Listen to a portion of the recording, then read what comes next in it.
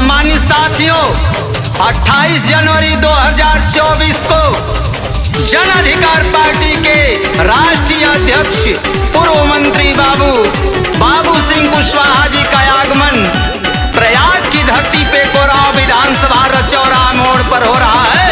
आप सभी से विनम्र निवेदन है कि आप लोग पहुंच के भारी सभा में कार्यक्रम को सफल बनाएं।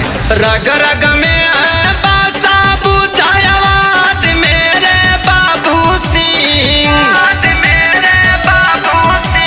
रग रग में है बासा बुद्धयावाद मेरे बाबू सिंह, वाद मेरे बाबू सिंह।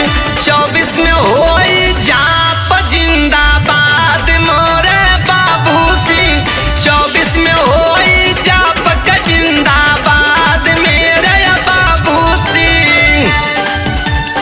माननीय बाबू सिंह कुशवाहा जिंदाबाद जिंदाबाद।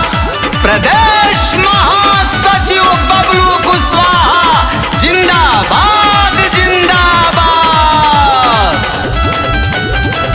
दुखिया